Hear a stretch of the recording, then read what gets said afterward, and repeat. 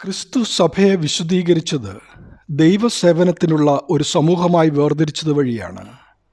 അവൻ്റെ മരണത്തിലും ഉയർത്തെഴുന്നേൽപ്പിലും പങ്കാളികളായി സ്നാനമേൽക്കുന്ന സഭാംഗം. റോമാലേഖനം 6-ാം അധ്യായം. ക്രിസ്തുവിലുള്ള വിശ്വാസം ഏറ്റുപറഞ്ഞ് തൻ്റെ പാപപരിഹാര രക്തത്തിലെന്ന വണ്ണം വെള്ളത്തിൽ കഴുകപ്പെട്ട് പുതിയ സൃഷ്ടിയായിത്തീരുന്നു. ഏത് പ്രതിസന്ധിയിൽ നിന്നും ഞങ്ങൾ സേവിക്കുന്ന ദൈവത്തിന് ഞങ്ങളെ വിടുവിപ്പാൻ കഴിയുമെന്നും അവൻ ഞങ്ങളെ എരിയുന്ന തീച്ചൂളയിൽ നിന്നും രാജാവിൻ്റെ കയ്യിൽ നിന്നും വിടുവിക്കുമെന്നും വിശ്വസിക്കുക.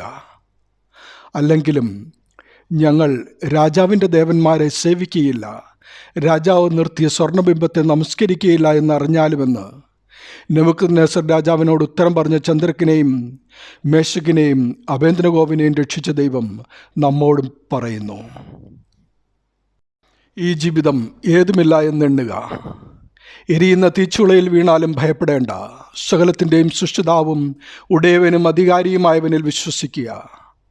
നെബൂഖദ്നേസർ രാജാവിനെയും സകല ജാതിക്കാരെയും വംശക്കാരെയും ഭാഷക്കാരെയും ഇത് കാണുകയും അറിയുകയും ചെയ്യുന്ന എല്ലാവരെയും എനിക്കായി നേടുവാൻ എൻ്റെ വേലയ്ക്കായി ഞാൻ അവരെ തിരഞ്ഞെടുത്തതുപോലെ ഞാൻ നിന്നെയും തിരഞ്ഞെടുത്തിരിക്കുന്നു.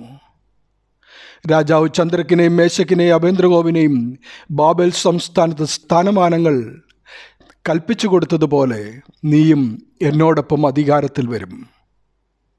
നീയും എന്നോടുകൂടെ പറുദീസയിലിരിക്കും. ഇത് സ്വയം നേരിടുവാൻ നിനക്ക് ശക്തിയില്ലെന്നറിയാം.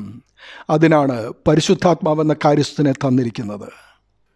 ദൈവത്തിൽ പൂർണ്ണമായും ആശ്രയിക്കുക. അവിടുന്ന് സഹായവും പരിചയവുമായി കൂടെയിരിക്കും.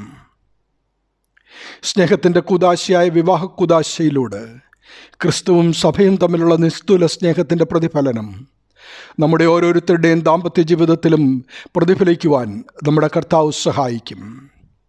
അവിശ്വാസിയാകാതെ വിശ്വാസിയായിരിക്കുക.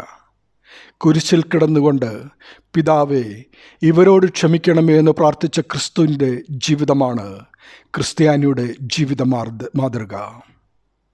ദൈവനാമം മഹത്വപ്പെടട്ടെ. ആമീൻ.